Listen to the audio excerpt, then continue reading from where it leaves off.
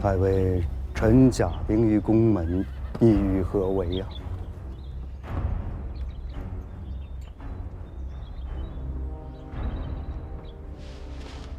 下马！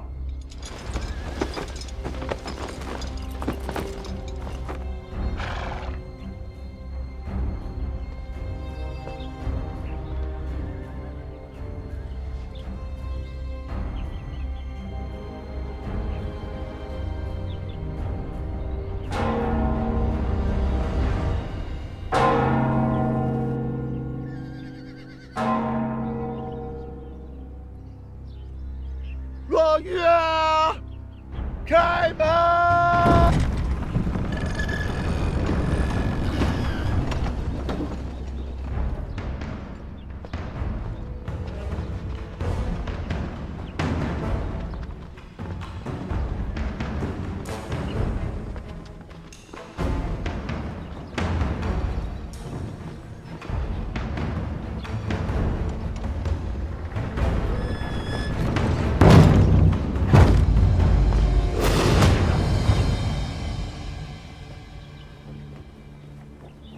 奉大王教命，斩杀逆贼，待运。杀！快快快快！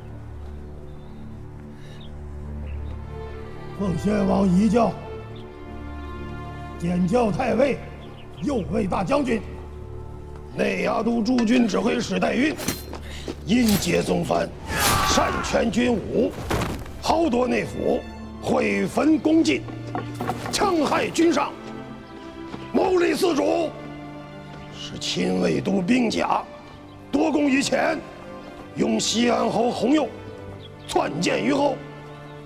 罪犯大逆，特加显露，夷三族。吴越国王天下兵马大元帅教。天福6年8月廿4乙亥，吾承祖宗之宏烈，勤劳邦国，夜夜精精，渴求致知。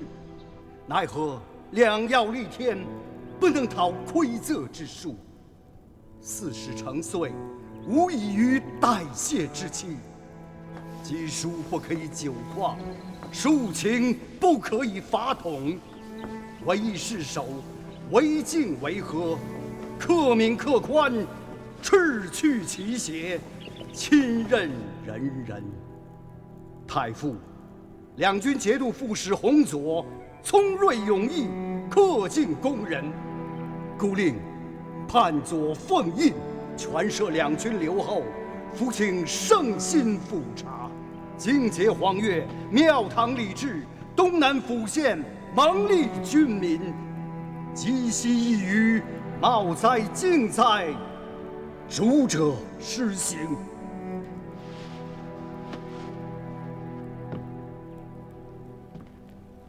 东南不可一日无主。臣奉先王遗教，请太傅全摄两军节度留后，判兵马大元帅府事，督知内外军事。洪佐德薄，不敢合军国之宗。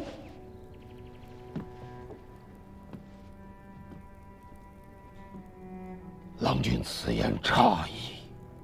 先王与东安两军12州托付于郎君，郎君乃先王嫡脉，于此家国转成之际，其可妄自菲薄，上为先王一命，下负100万军民嘛。臣受2代先王厚恩，在此国事未决之际，岂能孤恩负义？明哲保身，诸位公卿，尔等的忠心呐！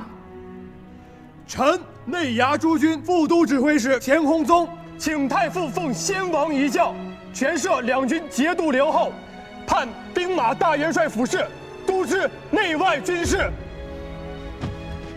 臣西府安抚使检校内外马步军都统军使钱弘俊，请太傅奉先王遗教，全摄2军节度留后，判兵马大元帅府事，督知内外军事。臣等请太傅奉先王遗教，全摄2军节度留后，判兵马大元帅府事，督知内外军事。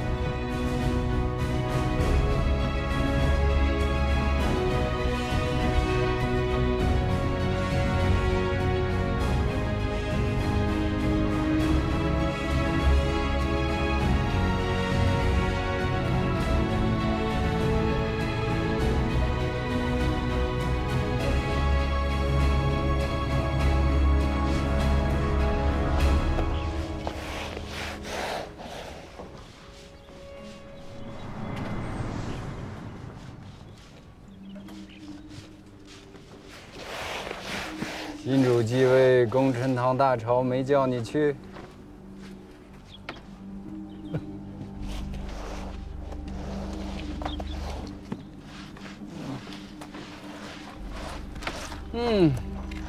以前只知河都将武艺绝伦，没想到这弟媳的也比常人洁净些。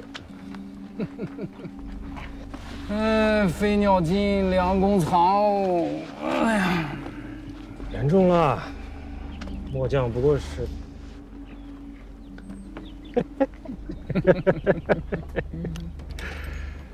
小的不过是芥菜籽大小的病头，你说狡兔死，走狗烹，还贴切些。那我来问你，他可是狡兔吗？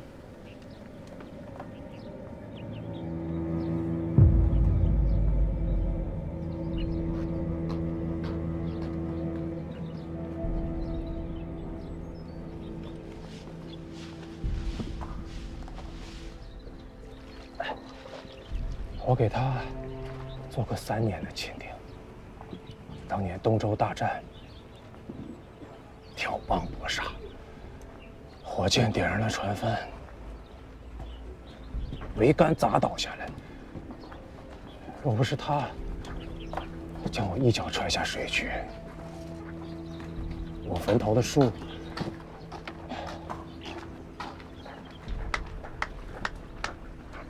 怕是能碗口粗细了。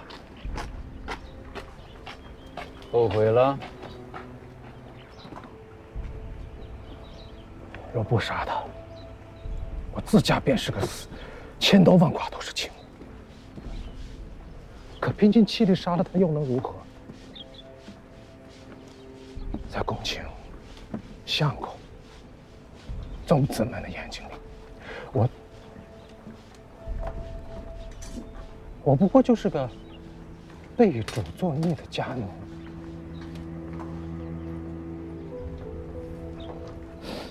此刻还能留我在此处洗地，已是天大的恩德。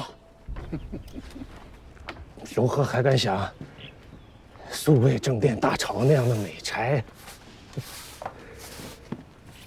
你可知他为何会死？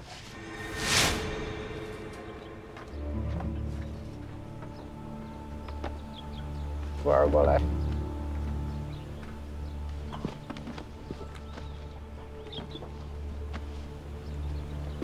因为他小看了你这个芥菜粒儿大小的兵头。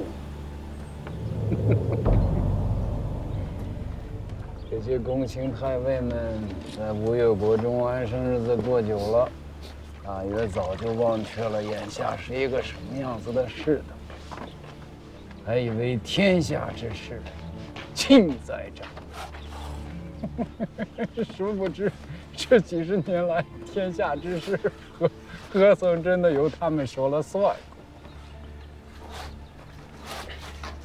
长安天子魏博牙兵，没有了亲卫牙兵，一个空头的天子饿到皮包骨头临死，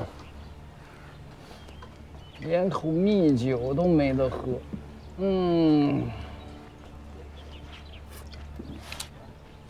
可怜哦。检校太尉，右卫大将军，内衙诸军都指挥使代运，因劫宗藩，豪夺内府，毁焚宫禁，戕害军上，使亲卫都兵甲夺功于前，拥西安侯洪佑篡谏于后，罪犯大逆，特加显露，夷三族。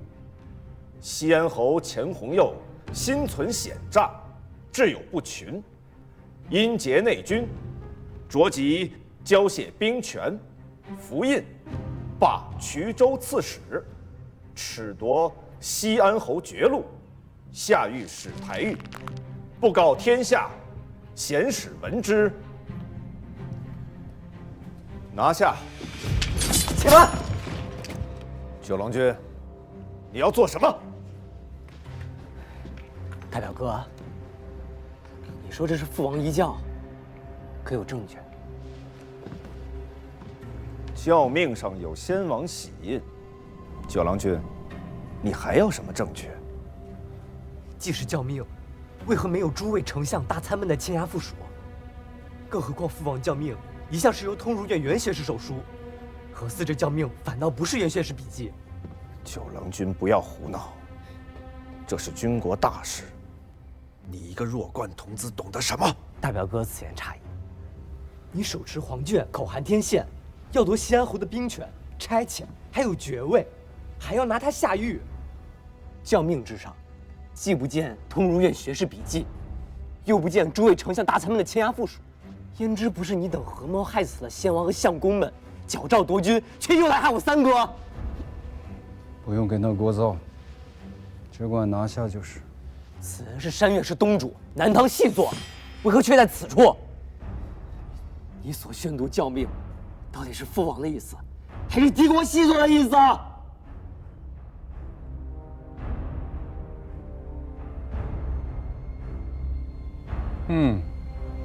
抗拒王命，罪在不赦，一并拿下便是。是，将九郎君与钱洪佑一并拿下！都不要走，都不要走！我乃吴越国王，天下兵马元帅第九子，前世嫡脉，内衙诸军都指兵马右使。九郎，汝等再上前一步，我便自强于此。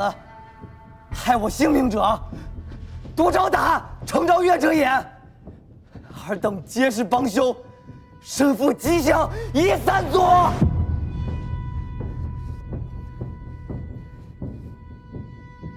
九郎不肯奉教，持刃抗命，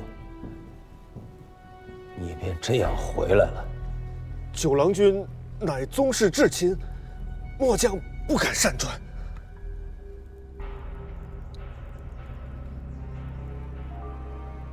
袁学士以为此事当如何措置？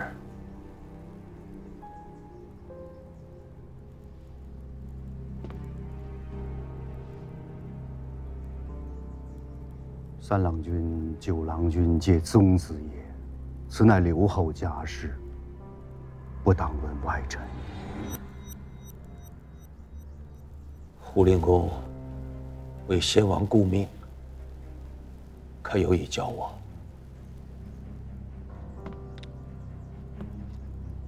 昨夜离尘院大火，先王洪氏便起昼夜，敌我难辨，老夫不得已诛杀代孕。非常之事，情非得已，不得为成平之法。刘后不得不查。武灵公是让我射了三郎与九郎。刘后应该明白，三郎和九郎是不同的。三郎久在军营，深结军心，更见代孕已死，仇怨已结，便没有回头路。若是处置不当，恐国家有负心之患。身为人主，不能以私情害国事。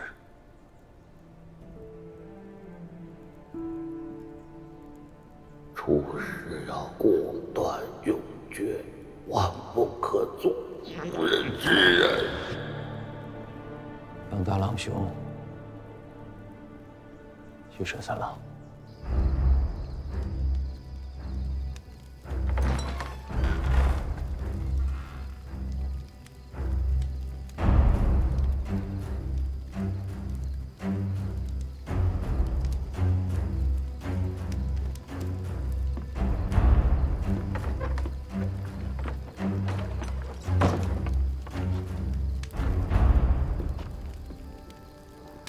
三郎，父王，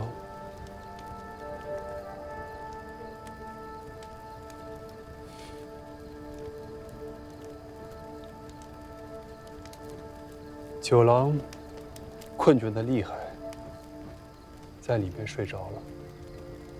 九郎无事，那就好。我要惊扰他。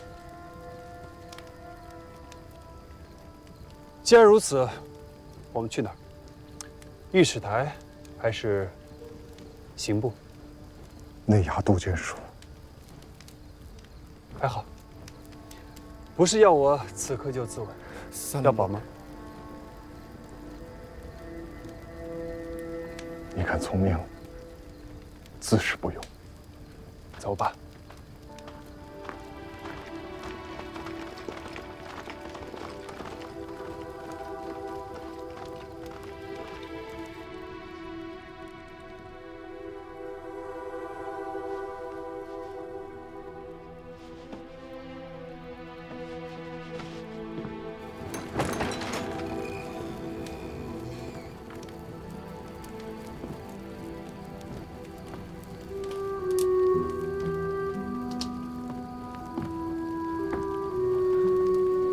七哥，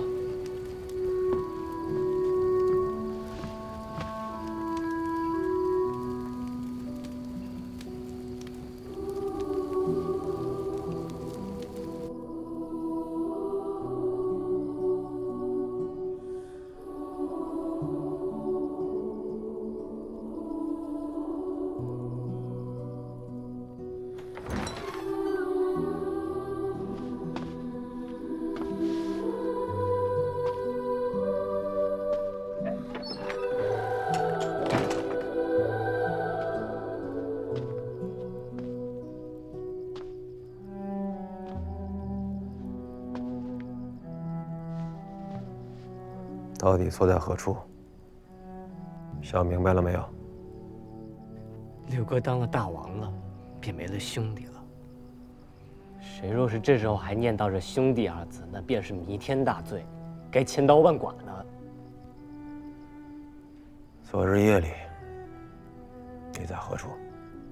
六哥是今日当上的大王，昨日夜里须还不是大王。昨日夜里的事，原该父王来问才对。父王问了。父王问：七郎何在？我到殿外候命，未经通传，不敢觐见。父王又问：九郎呢？我的，许是睡着了。要传他前来吗？父王说，小孩子较长。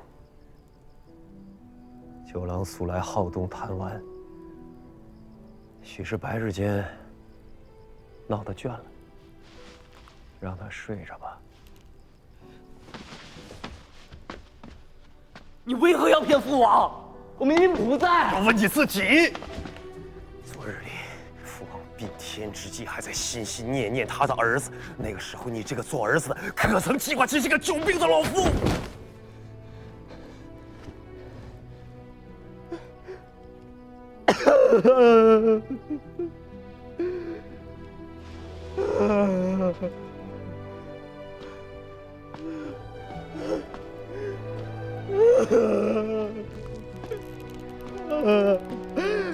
阿爹，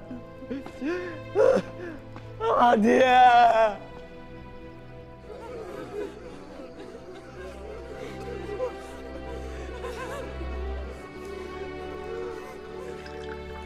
这里毕竟是关押获罪宗室子弟的地方，相较于刑部而言，已经好很多了。九郎无事吧？被罚在奉贤殿跪了半日，如此而已。还好，还好啊。你要我帮你做些事情吧？你会做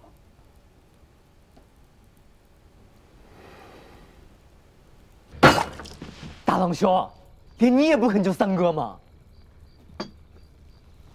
九郎，你的师叔虽说不算出色，可论及九章算筹，多少年的老账子也要甘拜下风。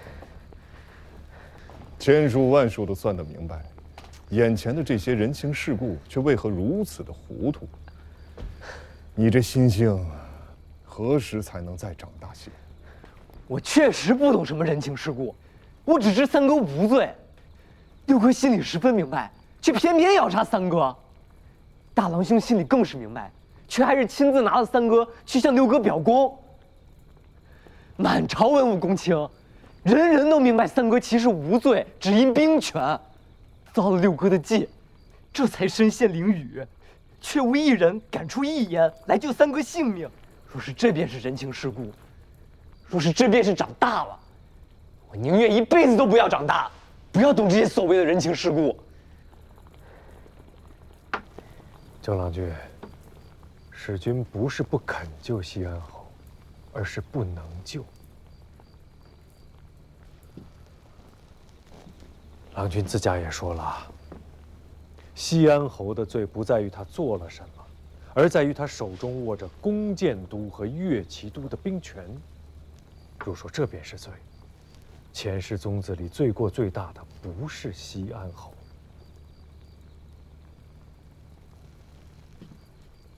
使君身上担负着内衙诸军都统军使的差遣，罪过只能比西安侯更大。郎君明鉴，要救三郎君在杭州是救不了的。先生的意思是？下官什么也不曾说。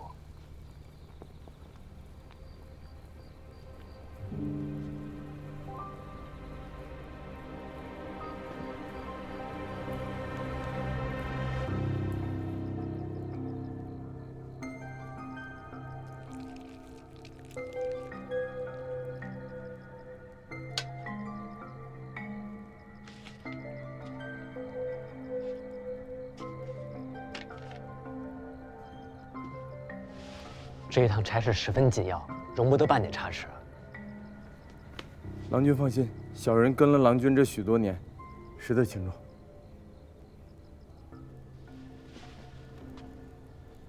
此去汴梁，一来是奉表告哀，二来是体看风俗，三来是礼敬重臣，尤其是封令公处，须得当面拜会，待吾之意。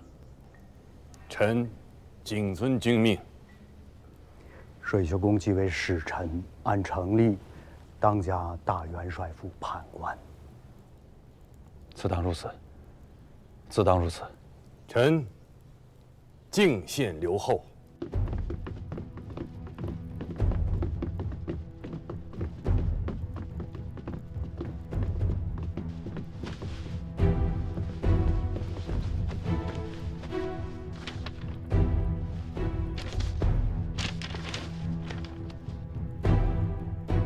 事情有些麻烦，若是乾元观尚在，修一封书信过去，看在阿姐和姐夫的面上，吴越国中当不会为难阿祖。你们都听好了，明日我要进钱塘口，去向吴越的钱家要儿子。你们此番带来的船，无论是福船、广船还是沙船，我都要用。我不只是要船，你们带来的人我也要，一并去壮壮声势。传我的黄龙令，只要是此番怼我一起进过钱塘的，明年的旗津全免。第一次进岛的，各与单龙旗一面；原本单龙旗的，一体进为双龙旗。如此，怕不是要有上百艘船只。我只嫌船不够多。老贼的不孝子敢害了阿祖，我便截断钱塘，将这个不像话的吴越国切成南北两段。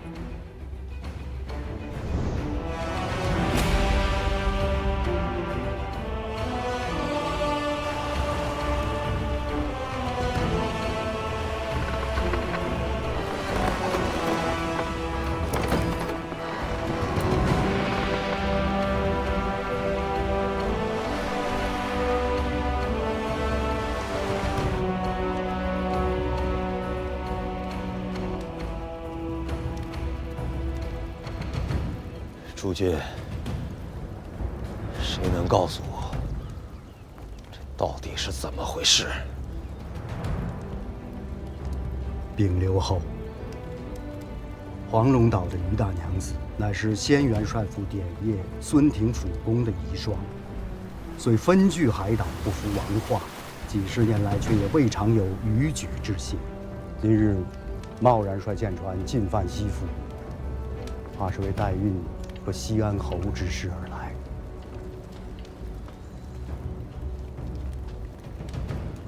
涂昭达，刘后，你带我去问一问于大娘子，这样贸然兴兵，意欲何为？此等海贼宵禁，不服王化久矣，问之无益。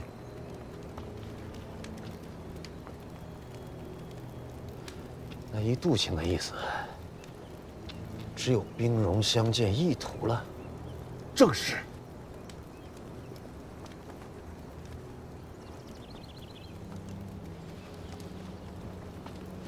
那就请杜卿即刻登船，与于大娘子相约一战。臣，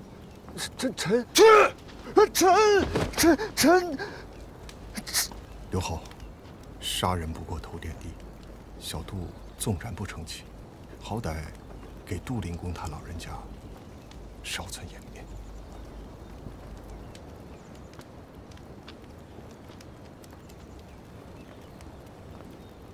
诸君，使我吴越绝路。而今国难当头，谁能带吾前去，问一问于大娘子的来意？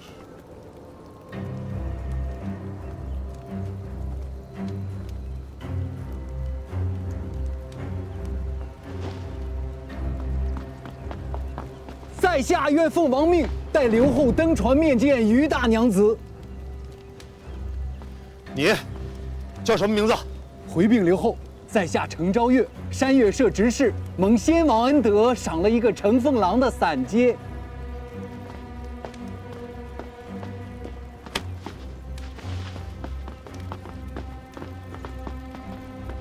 自此刻起，你便不再是8品的乘凤郎，吾让你做一任内衙诸军的内都监使，换一套紫色朝服，赐金鱼袋，带我去问一问于大娘子，她到底要干什么。承蒙刘后信任，下官必当殚精竭虑，披荆斩棘，全力以赴，不辱使命。杜情，刘后，借你一冒一用。啊？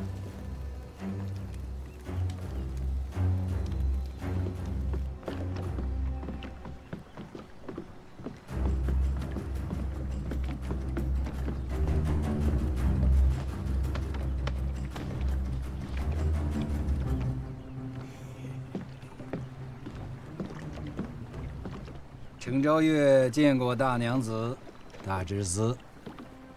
山岳社之名，吴越闻名。文秀与程东主也是神交久矣，却不知何时又成了吴越国主驾前的内衙督监啊！程某这个内衙督监，做了不足1刻光景。原来如此，看起来吴越国中公卿文武，俱是无胆之辈。大侄子此言，深得我心。秦国主有什么章程，程东主尽管明言。那还要看看大娘子跟大侄子是何章程。钱家的九郎君欠了黄龙社250斤赤金，恐怕柜上国主千令不肯给，故此亲自来讨这笔款子。这却从何说起？这笔买卖确实有证人的，秦淮社的李大东主便是证人。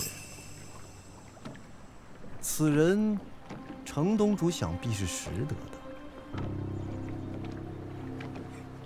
的。不过250赤金，不用国主点头，程某便可应承大侄子。还有吗？将我的阿佐送回来，还有老戴的家人眷属、尸身棺椁一并送来。我自退兵回岛，自此前世在岸，孙家福海再无半点关系。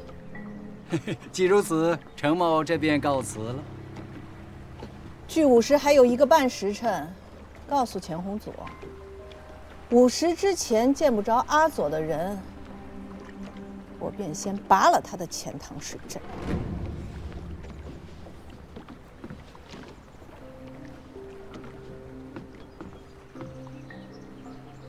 刘后，臣以为谋国事，不应行商贾之道。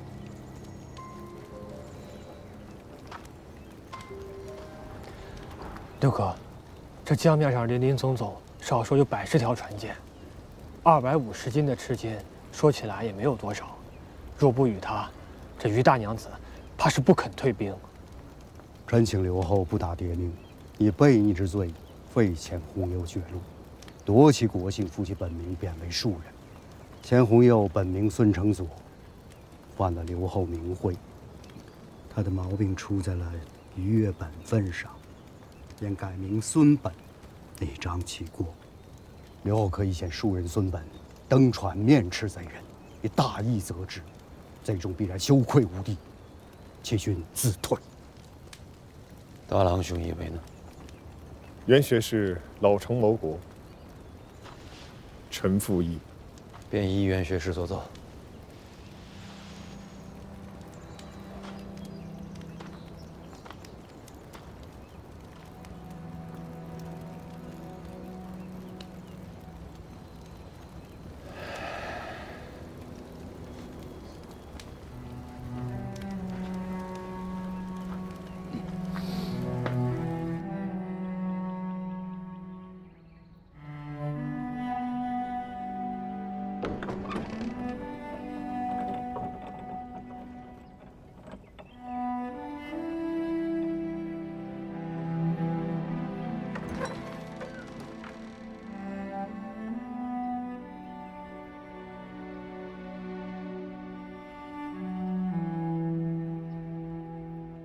多大人了，还这么扭扭捏捏拿琴做菜，无以之家，何来怜悯之心？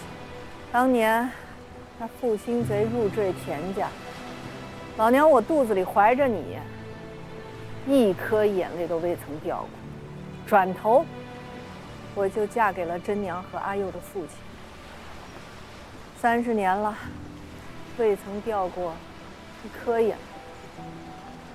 现在他人也死了，过往恩怨也就一笔勾销了。三哥，阿娘，你看，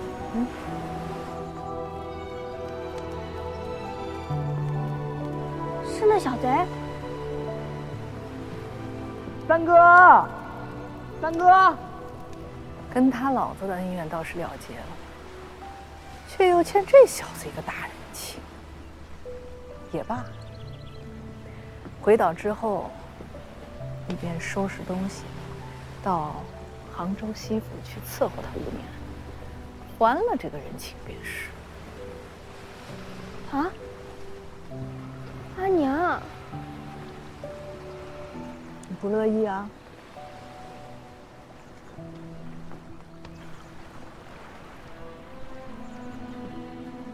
若是5年之内，他和真娘有了真感情，必得备下6礼，娶她为正妻。阿姐周密。若敢学他老子负心背义，老娘也不介意拉上几百条船，再进一次钱塘口。下臣承奉郎内衙诸军内都监使程昭岳觐见刘后。你已是内都监，军命已然签押颁布，不再是8品的承奉郎了。下臣惶恐。为何惶恐？启禀刘后，臣本一介布衣，行商往来，不敢攀结权贵。山岳社纵横南北，对通西东，货值资铢，款额巨数，难免引人觊觎。下臣卑鄙，不能护产业，更不敢忤逆当朝公卿，故此10余年来，10成谷子倒让出去8、9成，其中内衙几位太尉占了3成有余。如今得刘后赏识，因此惶恐。朝中公卿，还有谁在山岳社占了谷子？杜令公家少都监占了2成有余。金华郡王府3郎君占了1成5。胡令公家胡尚书占了约不足1成，其余公卿家人子弟亦有些许，却是不多，总计不足5分。还有武伯父。天福2年，元囚袁相兄弟作乱，兴起逆案，幸得大郎君向先王进言，先王仁德，免于株连。受贿诸军深感大郎君恩义，尽资铢宝贝以谢。大郎君清廉自守，不肯承受，他们便转赠给金华郡王武令公。武令公不方便亲自出面，便由府上3郎君接入，送入山岳社，以为谷子。先王施恩，这人情协力，倒要武伯父下和大郎兄领取了。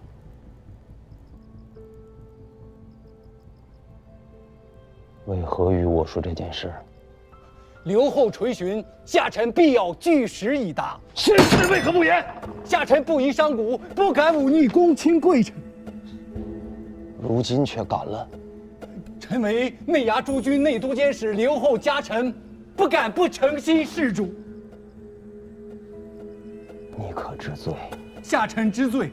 商贾乃4民之末，交通宗室勾结公卿，举资铢以连横上下，罪在不赦，当毁身遗族。我一道君命，便可剐了你，灭了你的3族。臣以身犯法，甘愿受刑。这道君命下与不下，在武一念之间，而何族之性命亦在武一念之间。听懂了吗？臣以为刘后家臣内奸，主忧臣辱，主辱臣死。刘后但有所用，臣这颗项上人头何族性命尽可拿去。项上头颅也好，何族性命也罢，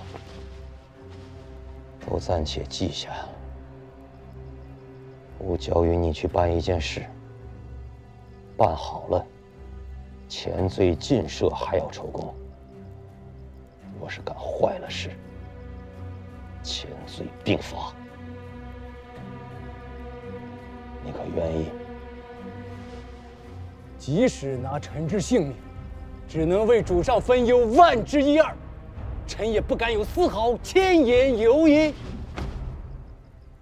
此事匪夷所思，荒谬绝伦。程昭岳不依小人，昨日之前不过是一个加了8品荣衔的商贾。此人奏告杜昭达谋立红郡郎君，肆意叛逆。臣等请将其下御史台狱勘问，明正典刑，以为公卿宗室之心。大参所言，无奇不知，毅然连夜勘问过了。大参请看。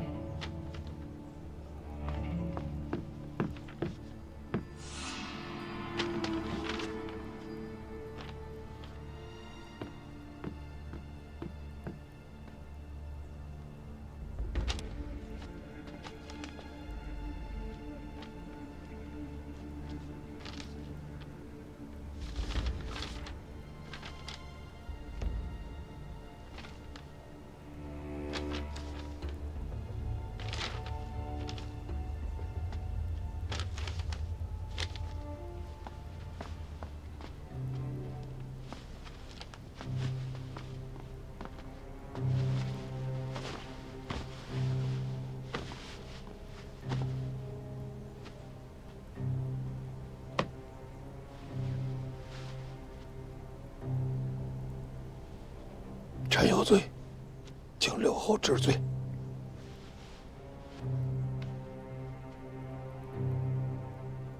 令公不必如此。谁人家中还没几个不孝子弟？莫说是令公，便是胡尚书，必也是受了小人的蒙蔽。吾虽年轻，却不糊涂。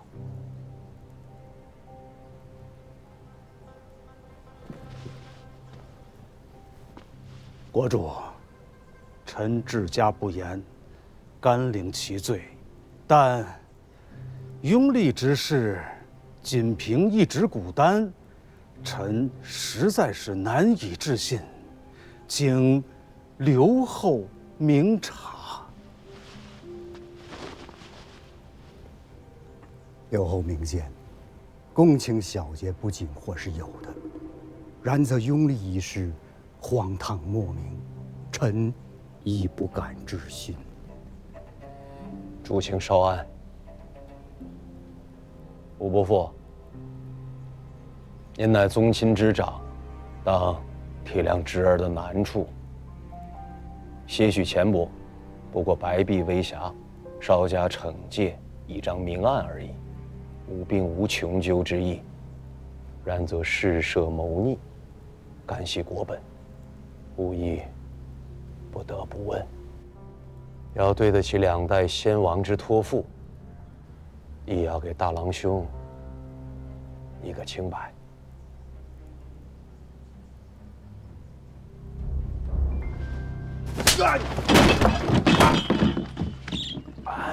父亲明鉴，儿子不知事情，不知事情。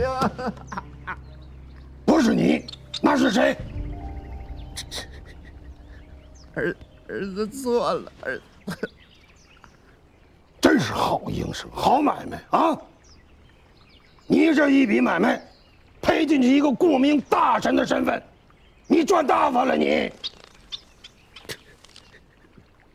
儿子错了，儿子错了。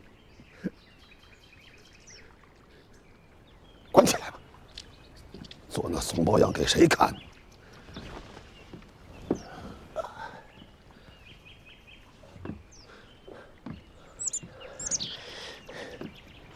父亲，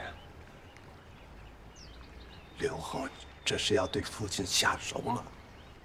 想什么呢？他现在还是刘后，不是大王，屁股底下的位子还不曾坐稳呢，如何能对老夫下手？你倒是咱们这小刘后，和你一般愚蠢。那刘后为何当殿发落此事，不为父亲稍存体面？巧打而已，也是寻常手段罢了。不过自今日起，你老子在他面前再也摆不出先王顾命的身份了。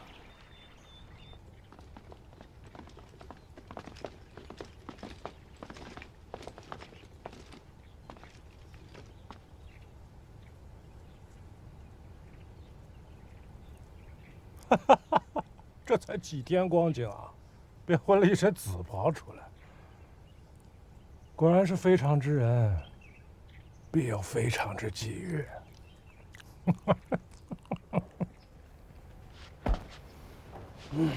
点起你的兵，随我走。我已经不是亲卫第一都指挥使了。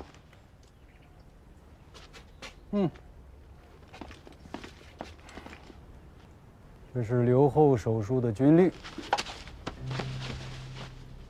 自即刻起，亲卫第一都改编为亲从第四都。新编亲从第四都指挥使由何承训检校。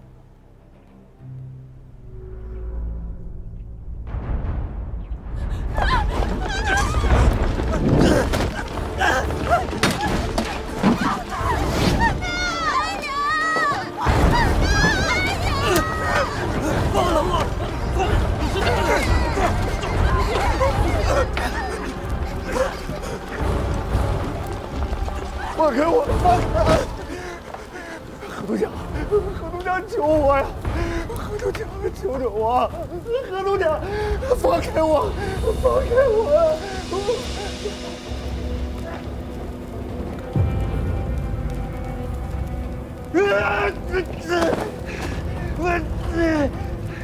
程昭月，你不能好死！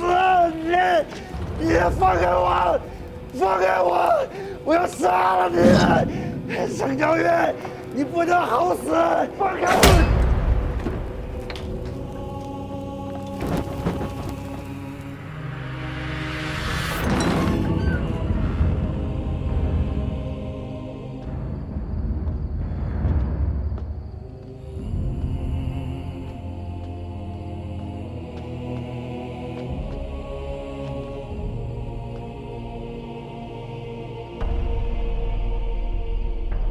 轮到我了。大郎兄莫恼，六哥也是一片拳拳爱护之意，暂时收了大郎兄的兵权，先到和贤院去安置，待得事情查查明白，自然还要倚重大郎兄。生死皆由你们。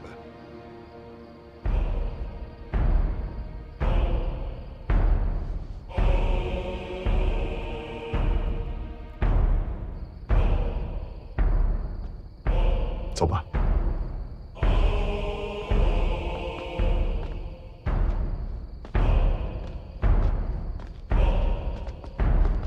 慎听留步。下臣奉命有话要问申纪仪，还请申纪仪移步内都监署。世君，请安心去。这样。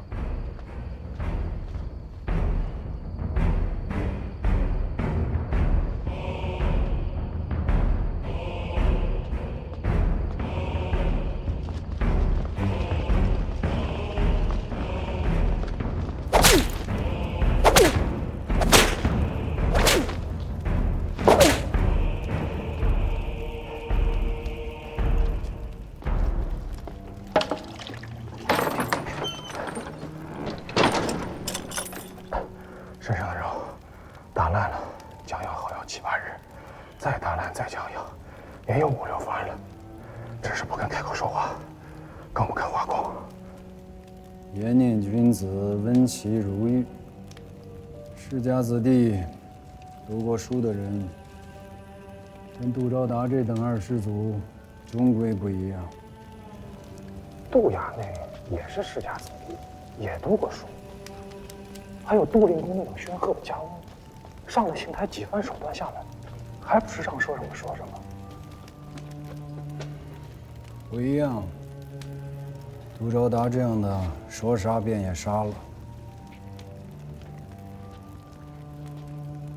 大郎君是宗室，想要入他的罪，没有此人的口供是万万不能的。国主，臣已经问了3次了，红俊的案子到底还能不能结？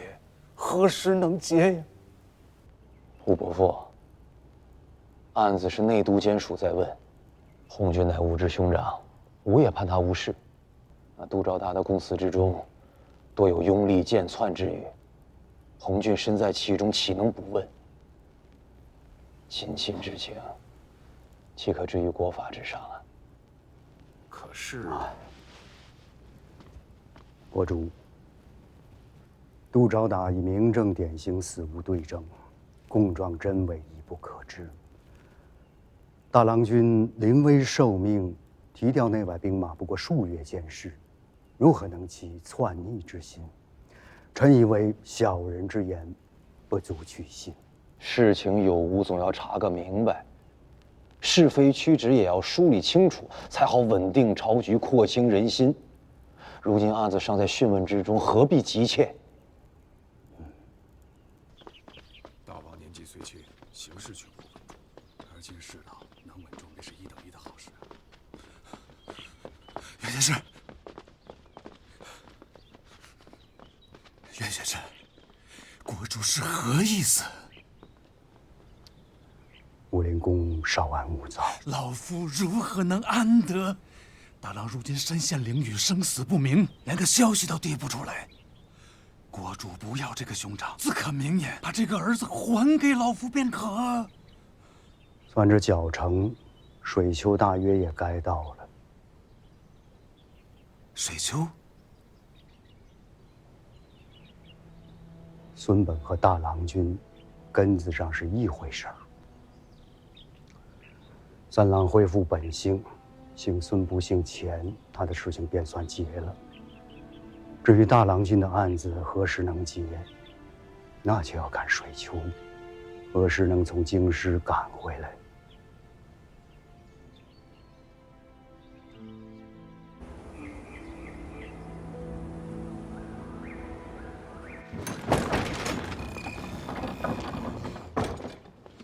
内翰。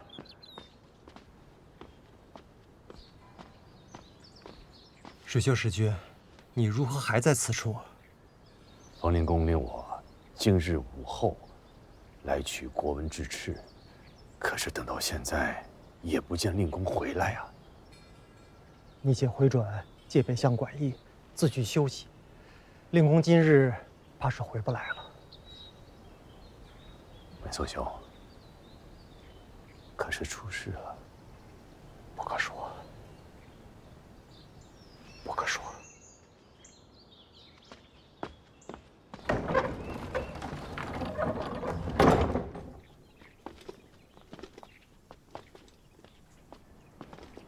老爹，是范学士。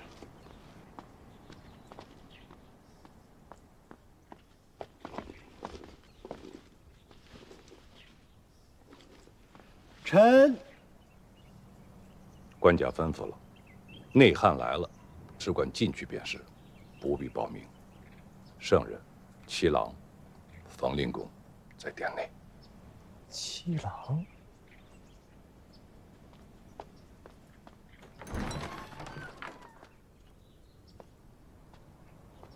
今天这是怎么了？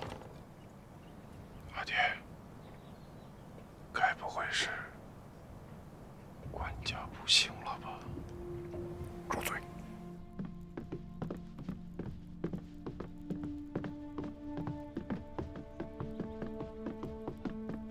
陛下，范学士到了。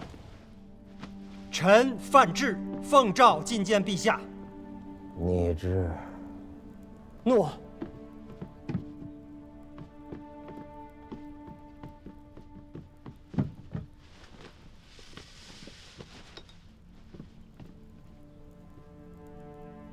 令公晋太尉，封燕国公，朕不欲托令公以顾命。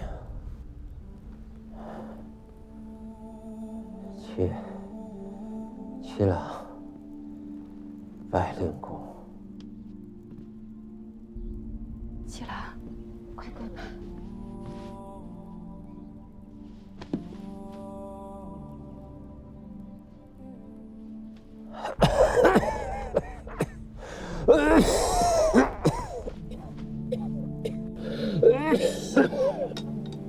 官家莫急，有什么话说与妾身和令公便是。报与令公。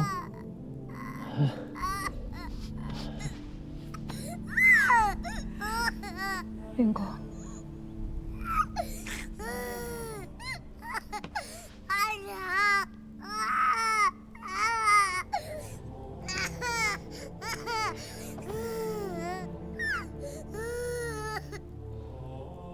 可道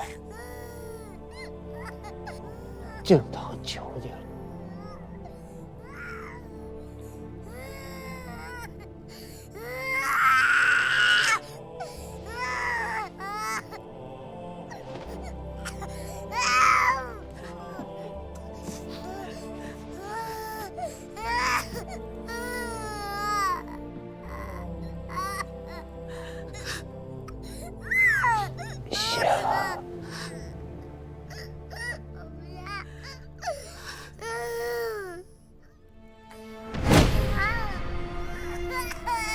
官家，官家，官家！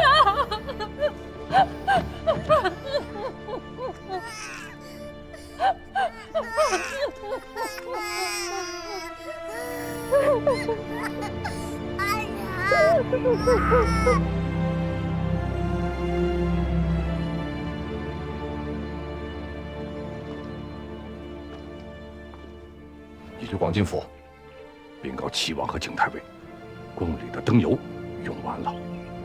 快去！诺。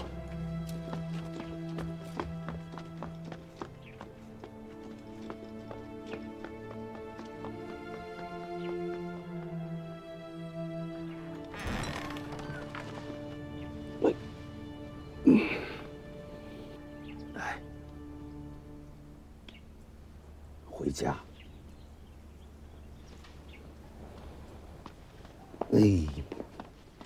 进宫，去请齐王进宫吧。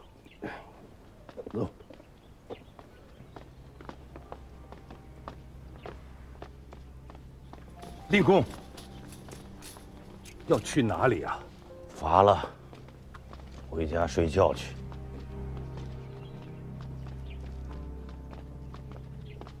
令公，令公，令公，陛下，陛下龙玉上兵了，侍卫秦军要赴国丧，宫里的生麻熟麻怕是不够。明日，星门三司自所藏拨出一些，接进内藏。诺。令公，令公，令公，请留步。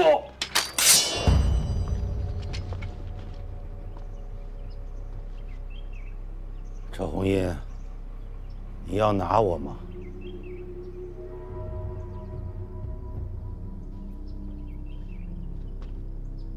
你要拿我吗？尔等要拿我吗？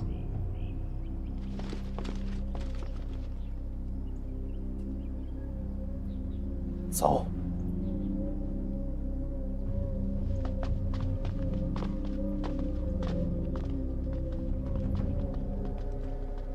阿爹，去办你的差事。诺。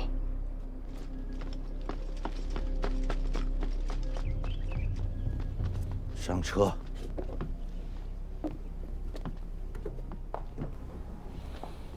文素是要随老夫回府吗？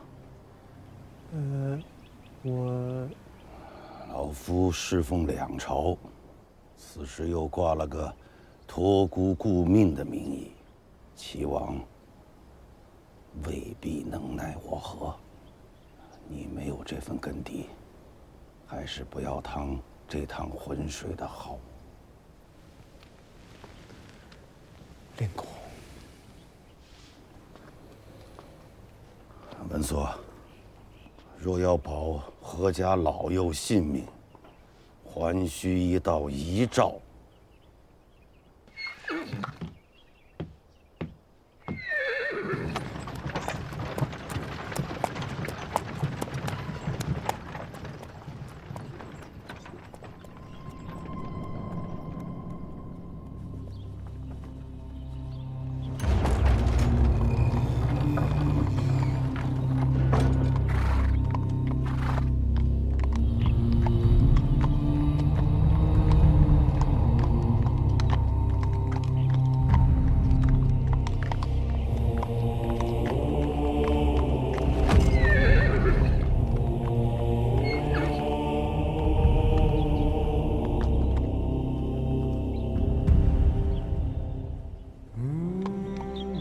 范内汉，臣吏部郎中，翰林学士，知告范质，恭迎大王入宫。这是何物？陛下大行，此乃陛下口授遗志。遗志上怎么说？大行皇帝遗志，简教太尉侍中，广进隐。齐王重贵，严肃刚毅，内外贤服，可承朕统恤，建作大宝。臣恭请大王入宫。恭请大王入宫。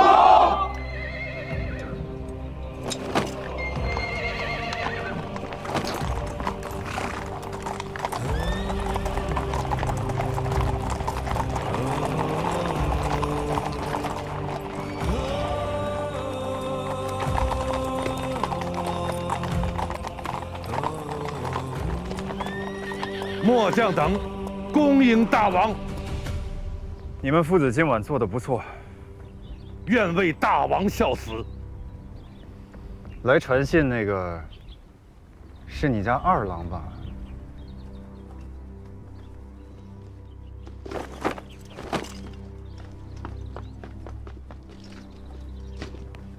回禀大王，乃是犬子赵匡胤。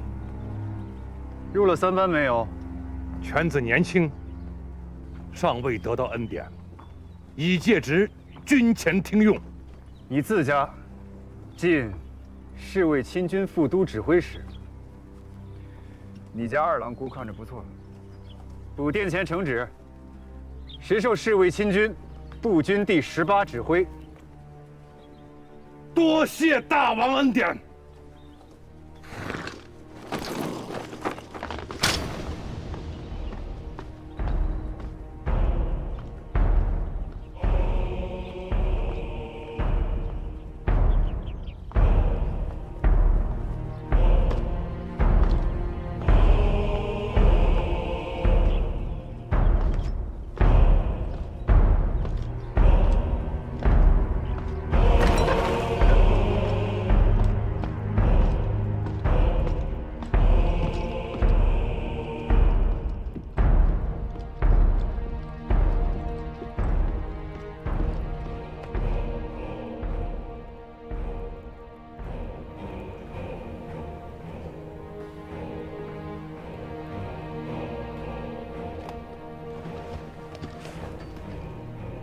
儿臣拜见圣人。大王既已入宫，今后便是官家，哀家与社稷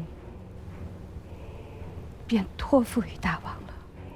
圣人勿忧，儿臣祭祀大统，圣人自然便是太后。但请安养宫中，四时所需一应供奉，皆可无虞。若有小人胆敢怠慢太后，3丈刑台，正位私设。儿臣敢问圣人，七郎何在？我玩得好，再来，我来，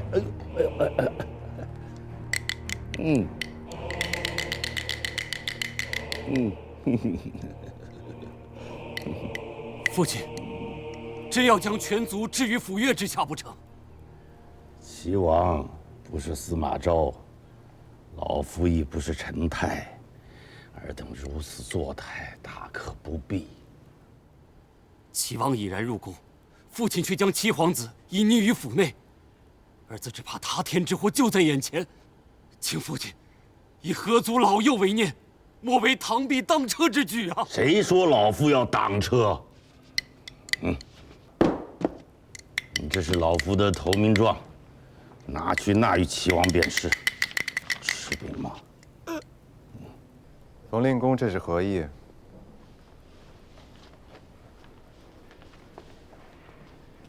陛下勿忧，令公这道表彰是要与陛下做一桩买卖。买卖？冯令公表彰里说，大行皇帝弥留之际，晋他为太尉，改封燕国公。笑话！冯令公是历世两朝的元老勋臣，便是父皇没有交代，朕出谏作，要借重他之处颇多，如何能不加恩？哪里须得他借大行皇帝一命来压朕？令公说的不是他自己，说的乃是七皇子。令公将朕看成什么人了？朕难道会去为难一个3岁的娃娃？冯令公将七郎带回府中，又送来这样一道奏表，奏表里提及大行皇帝的遗命，其实是想告诉官家，奉养善待七皇子，乃是大行皇帝的遗命。桑相公，令公所请，当如何措置？这道奏表本就是态度，陛下只需让令公知道陛下的态度，便可。范质，臣在。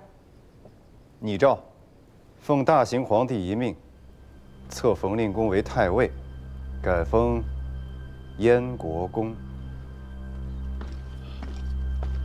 老爹，不该是齐王，是吗？就该是他。那我们算是乱臣贼子吗？唉，谁又不是？这已是最好的了。至少不曾流血，不曾死人。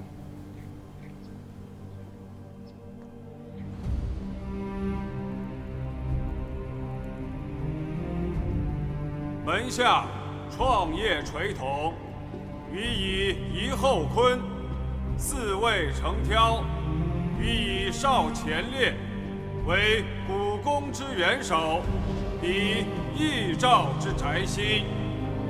皇帝应入上元，受禅堂坐，灵玉诞于5载，幽禽岁冠于百王，无一日不举皇纲。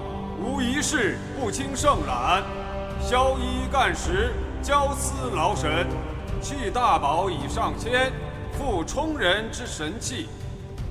鳏寡无告之名，悉令安泰；动止有生之类，既获昭苏。庶几言宗社之宏修，照天地之和气。天福7年， 6月。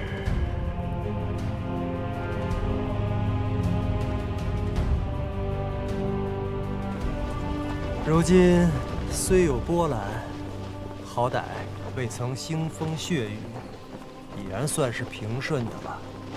倒是我们吴越国50年未见波澜，实在是有一些坐井观天，大惊小怪了。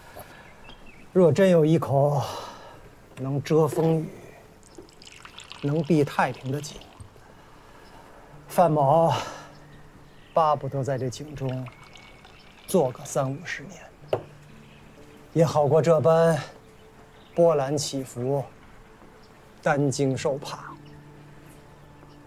文颂兄何出此言啊？范某今年不过32岁，这32年间，便在这中州之地换了9位天子。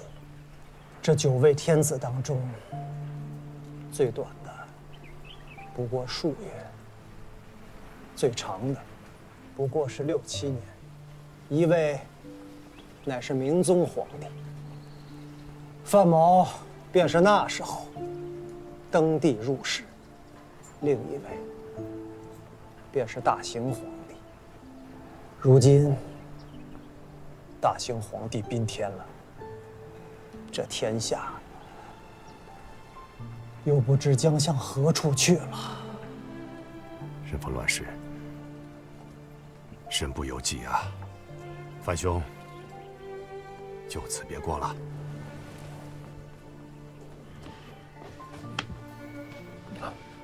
留步，文所兄，多保重啊！石修君，保重。